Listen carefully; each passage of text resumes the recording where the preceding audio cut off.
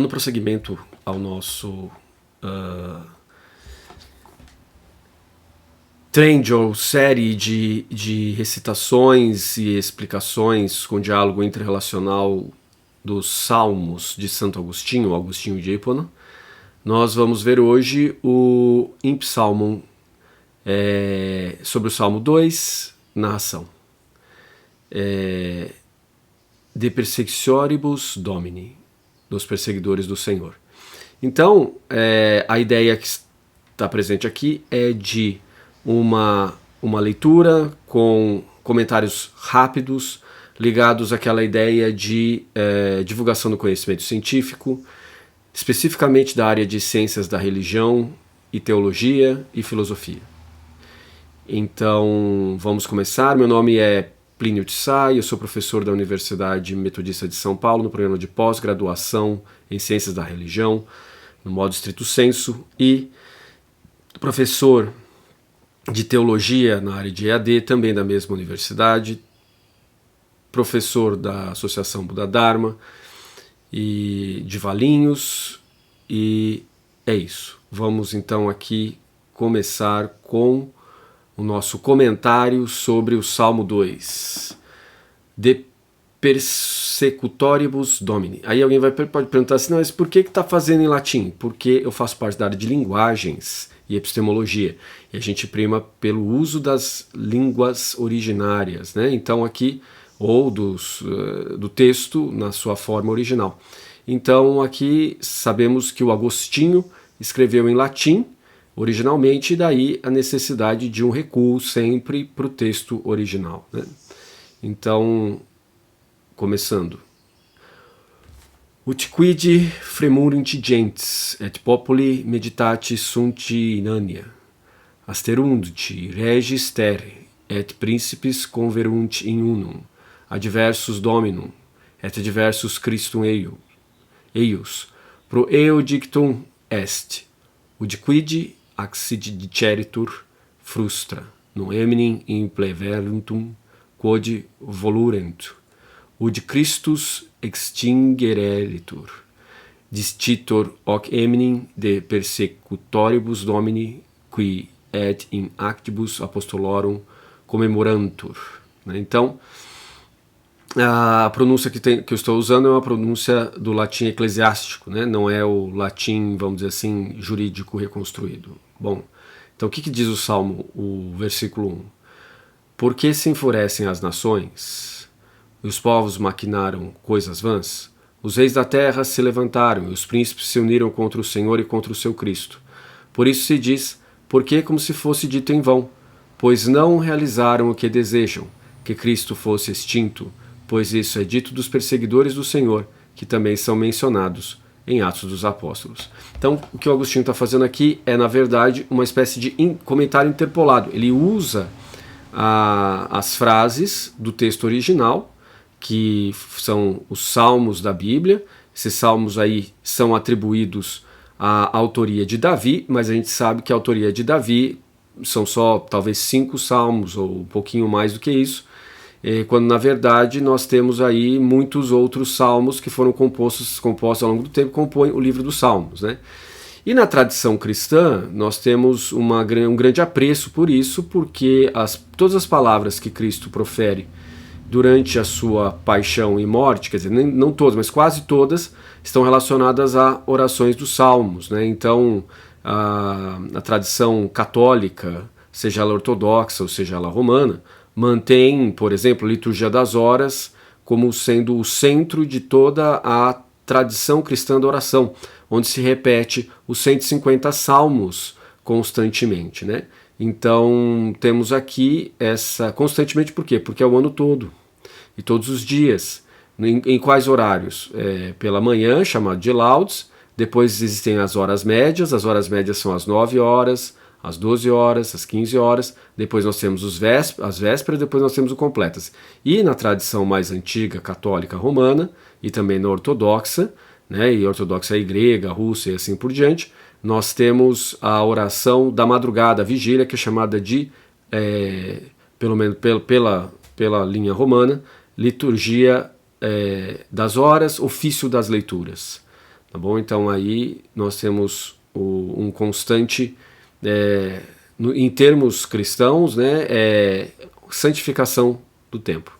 Né? O que significa isso fora dos termos cristãos é a ideia de uma ascese, de uma disciplina que constantemente rememora as palavras de Cristo e na sua interpretação cristológica dos Salmos. Né? Em outras palavras, você pega os Salmos e analisa eles na perspectiva de uma analogia com os eventos da vida de Cristo, transpondo isso para a vida do praticante, da pessoa que ora e assim por diante. Né?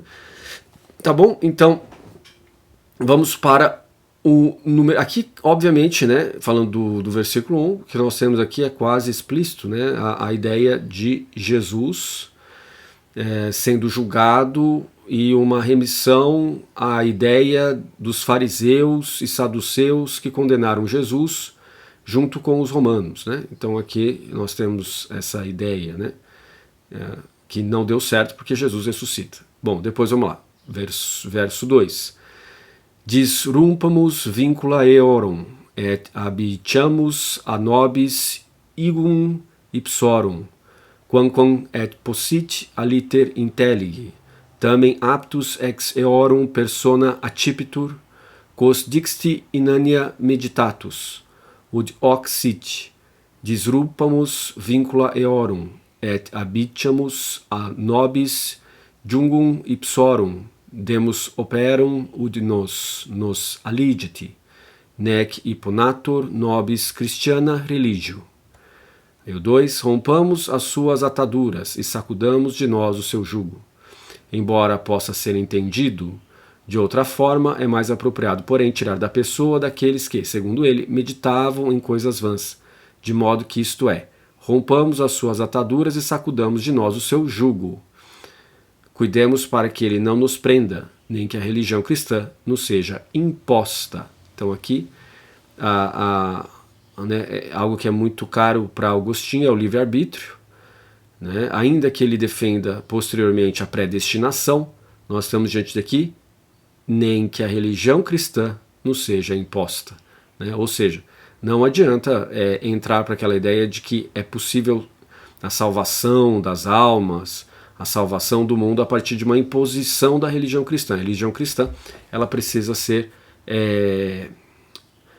obtida por convencimento, por experiência, como diria John Wesley, pela experiência do coração aquecido, que seria a experiência que hoje se fala de Jesus ressuscitado e assim por diante. Né?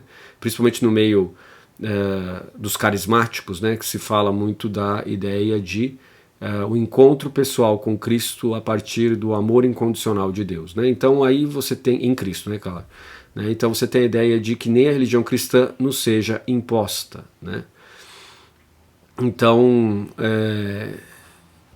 quer dizer, não pode vir por força de política, nem por força de coerção, nem por força de coerção familiar, tem que vir por convencimento mesmo, por gosto. Né? Vamos lá, 3. Qui habitat in celis iridebit eius, et dominus subsanabit eius, repetitia sententia est, nam pro eo quod est, qui habitat in celis, subsequentur positum est dominus, et pro eo quod est, iridebit subsequenter positum est, subsanabiti. Nihil horum tamen sapere oportet carnaliter, quasi aus butis Deus iridet, au naso subsanit, sed eias vis accipienda est, quandat sanctis suis, ud futura cernentes, et est nomine Christi et dominationem pervagaturam in posteros et universas gentis obteturam. Illus inania meditatus, esse intellegant, que enim vis qui ista precita sunt, irisio Dei est et subsanatio, qui habitat in celis iribeti eius, celos se animas sanctas accipiamus, per as eos utque prescendes qui futurum sit, deridebit Deus et subsanabit. 3. Aquele que habita no céu se rirá deles, e o Senhor zombará deles. A frase é repetida, pois em vez de aquilo que é, aquele que habita no céu, é posteriormente colocado o Senhor, e em vez de aquilo que é posteriormente colocado, escarnecerá.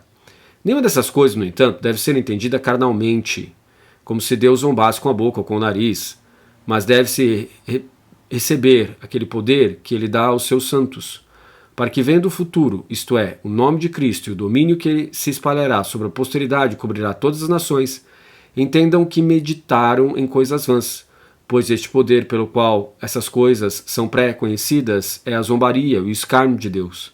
Aquele que habita no céu se rirá deles, se tomarmos os céus como almas santas. Por estas, é claro, Deus rirá deles e zombará deles, prevendo o que será. Então aqui nesse número 3 me parece que Agostinho fala sobre uma questão muito cara ao seu tempo, que não tinha Netflix, nem Prime, nem YouTube, então o que se tinha eram livros. E aqui ele diz muito sobre meditar em coisas vãs. Talvez ele estivesse falando do maniqueísmo, de uma espécie de corrente filosófica religiosa que ele pertencia, né, e que entendia o mundo como dois opostos contraditórios, opostos não complementares entre o bem e o mal, e que estavam em constante guerra, né, um reflexo direto de uma influência do zoroastrismo. E por outro lado, nós temos aqui também a ideia de que a alma é o lugar onde Deus habita. E esse lugar onde Deus habita é o céu, portanto a alma é o céu, né? Nós temos uma correlação lógica entre as palavras que estão colocadas aqui como equivalências axiológicas e epistêmicas, né? Em outras palavras, né?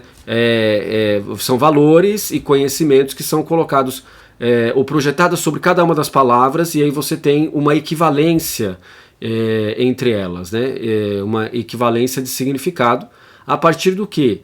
De uma hermenêutica que Agostinho faz para o entendimento de que essas três áreas são equivalentes nas palavras bíblicas, onde alma, céu e santidade são equivalentes, e é nas almas santas, ou seja, nesse céu onde habita Deus, né? Então, e o que é essa alma? A alma é uma pré-condição. Normalmente ela é entendida a partir do referencial platônico aristotélico, mas no caso de Agostinho é muito mais platônico e neoplatônico. Portanto, a alma é o lugar do intelecto, é o lugar da vontade, né? É o lugar da vida. Então nós temos aí o lugar onde o conhecimento de Deus se desenvolve, a vontade de Deus, de estar com Deus em Cristo é posicionada. Por que se diz em Cristo o tempo todo? Porque é o Evangelho, né? São as máximas do Evangelho, a maneira como os Evangelhos desenvolvem Jesus, depois a tradição posterior que se vê diante da interpretação dos primeiros padres, né? E infelizmente você teve aí a exclusão das mulheres, né? Nós não conhecemos como é que as mulheres, a não ser por meios indiretos e fontes indiretas, como as mulheres desenvolviam isso, né? Embora você tenha a Ata dos Mártires, escrita durante esse período do século I, II e III, e que coloca muito ali a presença das mulheres, né? Mas já na posição de martírio, ensinando algumas coisas, mas não sabemos exatamente como elas desenvolviam a questão do ministério ali da salvação, né? Dito na linguagem cristã, o ministério da salvação, ou em outras palavras, a divulgação da mensagem de Jesus de Nazaré feita pela igreja, né? Tá bom? Então, aqui vamos agora para a próxima parte. De ira Dei, da ira de Deus. 4. Tunc loquetur ad eos in ira sua et in furore suo conturbabit eius planius eni ostendis commodo ad eos loquetur dixti conturbart eius, ud in ira sua oxit in furore suo. Iram autem et furorem domini Dei non perturbationem mensis oportere intelligi, sed vinque justissimi vindicat, subjecta sibi ad ministerium universa creatura, precipui nanque pervidentum est et tenembum tenendum, illude quod scriptum est in Salomone, ud autem domini virtutis cum tranquillitate judicas, et cum magna reverencia disponis nos. Ira ergo Dei est motus qui fit in anima quae legem Dei novit, cum eandem legem videt a peccatori preteriri, per unc enim motum justarum animarum multa vindicantur, quamquam post ira Dei recti ite legi itam ipsa mentis obscuratio, qui consequitur eius qui legem Dei transgendiuntur. 4. Então lhes falará em sua ira, e em sua fúria os perturbará, pois mostrando mais claramente como lhes falará, disse ele, os perturbará, isto é, em sua ira. Mas a ira e a fúria do Senhor, Deus, não devem ser entendidas como a perturbação da mente, mas com o poder com o qual ele vinga com a maior justiça, tendo submetido toda a criação ao seu serviço. Pois devemos especialmente ver e nos apegar ao que está escrito em Salomão.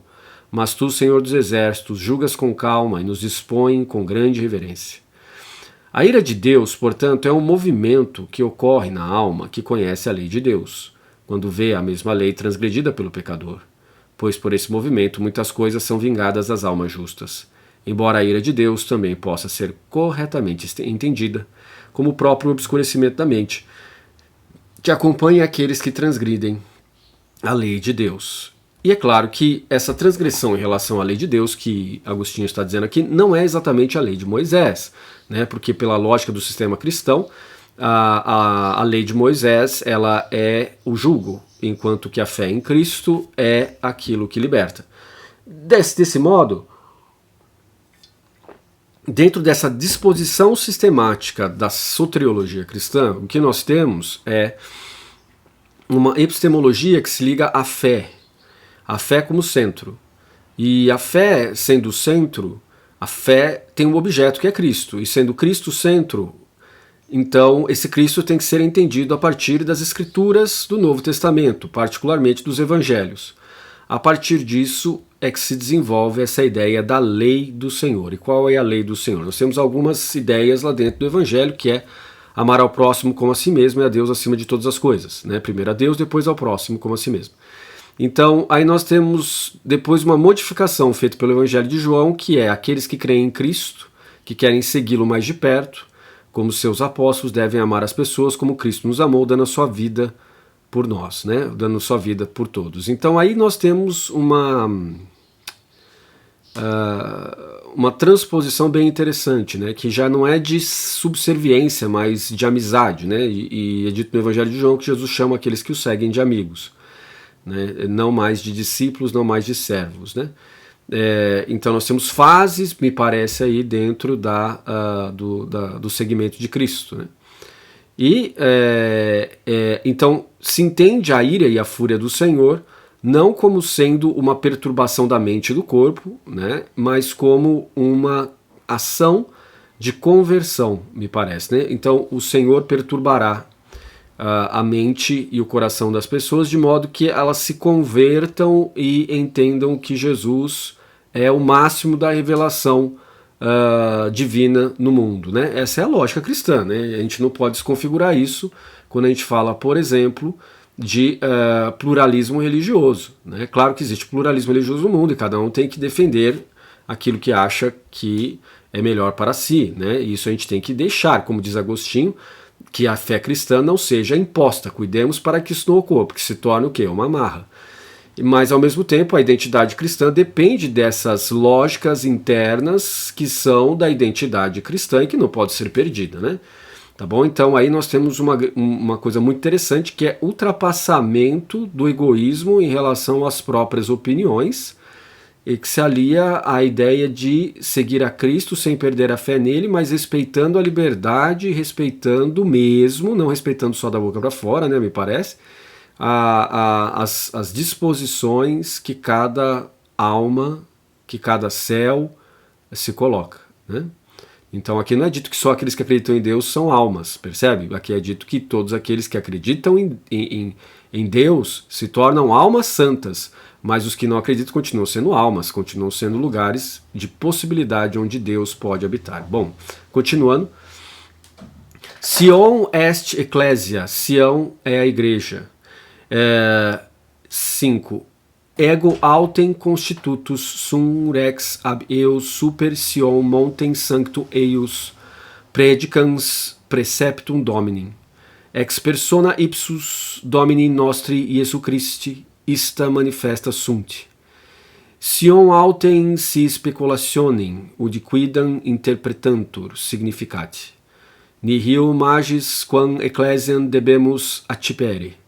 Ubi cutidie intensio eriditur speculandi claritatis Dei. Sicut apostolus diciti, nos autem revelata fati gloriam Domini speculantis. Ergo isti sensus est. Ego autem constitutus sum rex ab eo super ecclesiam sancta eius. Quam montem appellat propter eminentia et firmitatem. Ego autem constitutus sum rex ab eo. Ego stilit cuius vincula illi disrumperi et jungum meditabantur abicere.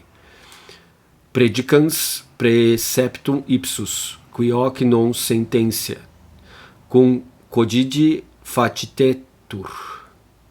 Então agora o 5, mas eu fui constituído rei por ele sobre o seu santo monte Sião, pregando o mandamento do Senhor, da pessoa do próprio nosso Senhor Jesus Cristo. Essas coisas são manifestas.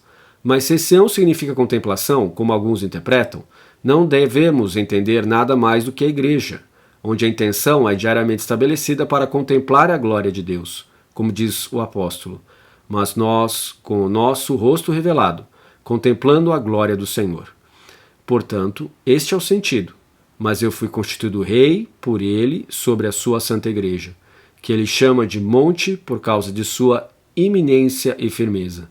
Mas eu fui constituído rei por ele, eu, a saber, cujas cadeias eles estavam pensando em quebrar, e cujo jugo eles estavam pensando em se livrar, pregando o seu mandamento. Quem não sente isso, quando é feito diariamente? Então aqui nós temos aquela questão, né, de quando é feito diariamente, né? Então a proclamação do Senhor Jesus, de acordo com a lógica comunitária, deve ser feita diariamente em função da ideia de caminho. E toda a ideia de caminho pressupõe a ideia de cultivo. Agora, cultivar o quê? Cultivar aqueles ensinamentos dados por Cristo, basicamente nos evangelhos, como por exemplo, bem-aventurados misericordiosos, pois encontrarão misericórdia. Bem-aventurados os pobres em espírito, porque deles é o reino dos céus, né? Bem-aventurados os mansos, porque possuirão a terra.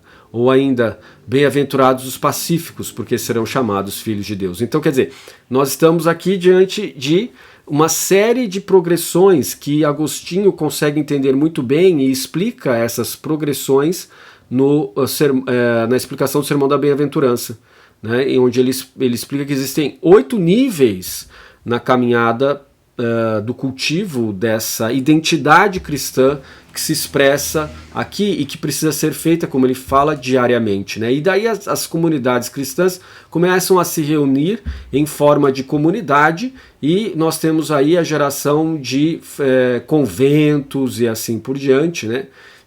Que tecnicamente a gente chama de ordem cenobítica, né? Onde você tem o ermitério de um lado, os ermitões, e os cenobíticos do outro. Os cenobíticos é que vivem em vida comunitária. E para que eu estou falando tudo isso? Porque o Agostinho vivia dessa maneira, né? Dentro de uma comunidade cenobítica, onde ele era o bispo geral e ainda assim tinha uma comunidade perto dele. E é justamente essa comunidade que faz com que toda essa, vamos dizer assim, riqueza de conteúdo que é extraída do céu, da alma santa de Agostinho, né, do céu santo, né, na linguagem que ele mesmo está usando, né, aqui. Então é que nós podemos agora, já tanto tempo depois da sua morte, continuar entendendo e pensando, né? É impressionante como alguém no seu tempo é capaz de produzir tanto conhecimento e uma meditação tão profunda, levantando métodos de interpretação, métodos hermenêuticos sobre a herança cristã do seu tempo, que era muito nova, né? 400 anos, tinha menos do que o nosso país, menos do que o Brasil, né? Então, né, perto de hoje, né, são 2025 anos, né? Certo, vamos para o próximo. Definitur eternitas. A eternidade é definida. 6. Dominus dixit ad me. Filhos meus és tu, ego odi genuite. Quamquam etiam possit illi dies in profecia dictus videri, quo Iesus Christus secundum hominem natus est, tamen odi quia praesentiam significat ad in aeternitate nec praeteritum quidam est, quasi esse diseriti, nec futurum quasi nondum sit, sed praesens tantum quid aeternum est semper est, divinitus acciptur secundum id dictum, ego odi genuite quo sempiternam generationem virtutis et sapientiae Dei, qui est unigenitus Filius, fides sincerissima et catholica predicat. O Senhor me disse, tu és meu filho, eu hoje te gerei, embora aquele dia também pareça ser mencionado em profecia em que Jesus Cristo nasceu segundo o homem. No entanto, hoje, porque significa presença, e na eternidade nada é passado, como se tivesse deixado de ser, nem futuro, como se ainda não tivesse sido, mas apenas presente. Porque tudo que é eterno é sempre. É divinamente entendido de acordo com aquele dito, hoje eu te gerei, pelo qual a fé mais sincera e universal proclama a geração eterna do poder e da sabedoria de Deus, que é o Filho unigênito. Né? Então aqui nós temos uma questão, novamente, que aparece muito em Agostinho, que é a questão do tempo. Né? Talvez ele seja um dos pioneiros no modo de pensar cristão a se deparar com a questão do tempo. Né? Então, como que fica a relação entre eternidade e impermanência? Então, ele trabalha a questão dizendo aqui, olha, Jesus na sua parte divina é eterno, Jesus na sua parte humana não é eterno, mas Jesus na sua parte transformada pela ressurreição tem a sua parte humana se transformada em parte eterna por justaposição. Então o que acontece é que o tempo para Deus é sempre um presente e o que posteriormente Tomás de Aquino vai trabalhar como sendo Deus é ato puro, né? E isso vai permanecer em toda a tradição cristã, seja ela católica, seja ela protestante, seja ela ortodoxa. Então Deus permanece como um ser sempre no presente, sempre eterno, porque sempre no presente. Agora, futuro e passado pertencem sempre aos seres humanos, que são constituídos, portanto, de potência e ato, ou seja, de possibilidade e de ação. Né? Então, o ser humano sempre está em construção, sempre está em modificação, ele nunca está no mesmo ponto. Né? Quando a gente pensa no presente, o presente já passou. Nós temos uma sensação inicial do presente, isso já é passado, mas Deus é muito diferente da gente. Né? Essa é a lógica que está aqui. A ideia de que Deus está sempre na eternidade, né? E na eternidade nada é passado, como se tivesse deixado de ser, nem futuro, como se ainda não tivesse sido. Né? Então, essa é a ideia que está aqui. Né? E o que? Significa que Jesus pode ser atualizado constantemente em todos os tempos e lugares, em função dessa lógica fundamental que está aqui, de Jesus como sendo ser eterno e o tempo dos seres humanos como sendo sempre passageiro. Né? Então agora nós vamos para o próximo. Christus in gentes dominator. Cristo governa as nações. 7. Postula a me edabut tibi gentis hereditatem tuam, hoc iam temperaliter secundum suspectum hominem, qui sacrificium sessi oblituti pro omnibus sacrificis, qui editiam interpellati pro nobis. ud ad totam ipsam dispensationem temporalem, quae progenere humano factia est, referatur quod dictum est, postula me, ud stilicet gentes nomini Christiano copulentur, adque ita morti redimantur et possideantur adeo. Dabut tibi gentes hereditatem tuam, quaes possideas ad aerum salutem, et quae tibis fructificenti spiritalia, et possessionem tuam terminus terra. Idem repetitum est, terminus terra pro eo positum, quod dictum est gentes, sed hoc planius ud omnis gentes intellagmus, possessionem aut tuam pro eo quod dictum est, hereditatem tuam. 7. Pede-me e eu te darei as nações por herança, isto é, agora temporalmente, de acordo com o homem assumido, que se ofereceu como sacrifício por todos os sacrifícios, isso é, Jesus, né, que também interceda por nós. Para que o que é dito possa ser referido a toda a dispensação temporal em si que foi feita pela raça humana, o que é dito, pede-me a saber que as nações sejam unidas ao nome cristão, e assim redimidas da morte e possuídas por Deus. Eu te darei as nações por herança, que tu possas possuir para a salvação delas, que te dê fruto espiritual, e os confins da terra por tua possessão. No mesmo é repetido, os confins da terra para o que é dito nações, mas isto mais claramente para que possamos entender todas as nações, mas a tua possessão para o que é dito a tua herança.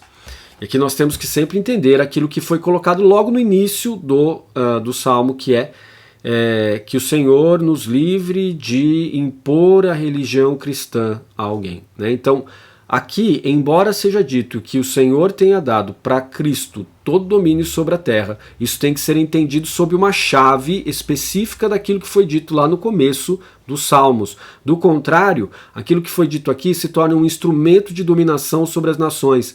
Eu sou cristão, então eu dominarei sobre os demais, impondo a fé cristã. E Agostinho diz que o Senhor nos livre de uma fé cristã imposta. Então isso quer dizer o quê? Que embora seja dado por Deus, Deus dá mediante a liberdade. Embora tenha sido dado para Cristo por Deus, Cristo não deseja que ninguém acredite nele mediante coerção, nem mediante imposição, nem mediante o medo, nem mediante, vamos dizer assim, punições e assim por diante, mas por convencimento. E como se faz o convencimento? O convencimento está lá nos Atos dos Apóstolos, né, que é dito que Paulo convencia as pessoas por meio de testemunho, por meio de vida de fé, consertando tendas, trabalhando com as próprias mãos, né, e mostrando a coerência da fé em Cristo, né? Bom, 8.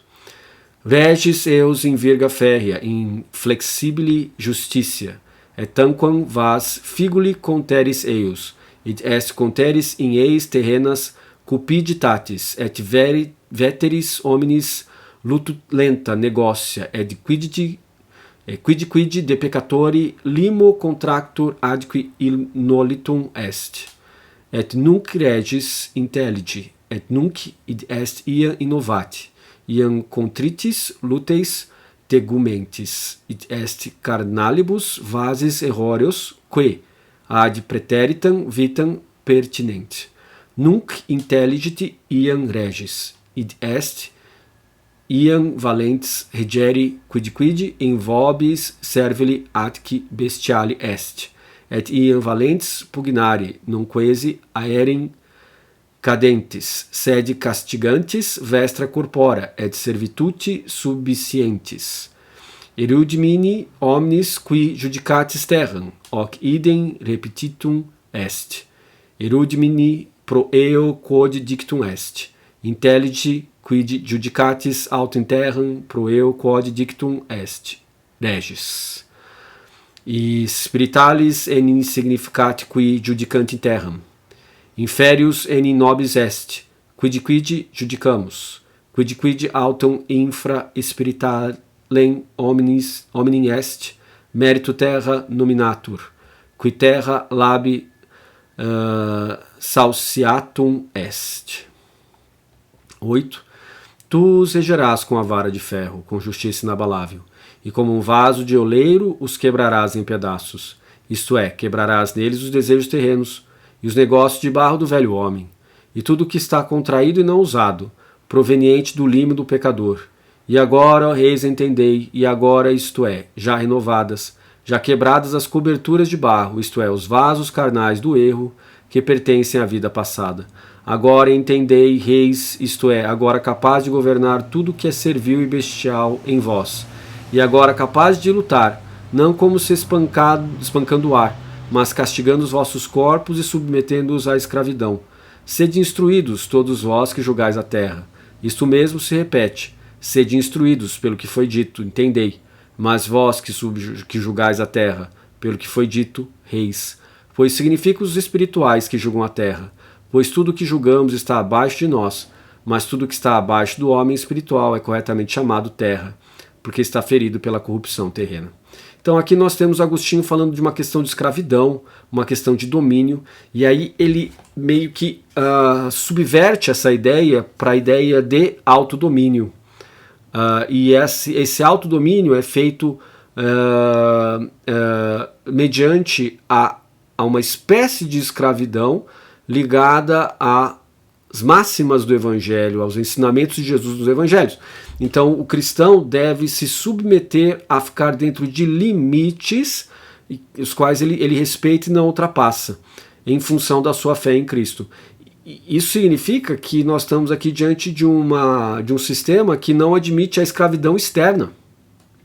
Embora tenha andado junto com a escravidão externa, e embora as palavras de Cristo possam ser usadas como instrumento para a escravidão externa, como é usado até hoje, né? Mas hoje é uma escravidão mais financeira, econômica, uma escravidão mais estrutural, no sentido de uma cultura econômica, financeira e até social, que levam para a ideia de classes distintas, e essas classes distintas, uma subjuga a outra, né, a partir do quê? A partir do financeiro, do status social e assim por diante, mas a fé cristã envolve o abandono disso, e a escravidão a qual o cristão se submete dentro desse sistema é o seguimento das máximas de Cristo, que veio para libertar todos os escravos, né? E os escravos do pecado principalmente. Então, a não admissibilidade da escravidão me parece que está aqui dentro, né? Dessas palavras. E hoje nós continuamos tendo escravidão em relação ao mundo do trabalho, né? Certo? Então, nós chegamos até a metade do Salmo, e nós vamos parar aqui. Nós vamos ter duas partes para esse salmo, tá bom? Porque ele é meio grande e aí vai ficar uma coisa gigantesca, mais de uma hora aqui sendo falada, né? E aí eu vejo como eu faço então para juntar essas duas partes, mas provavelmente vai ser parte 1 e parte 2.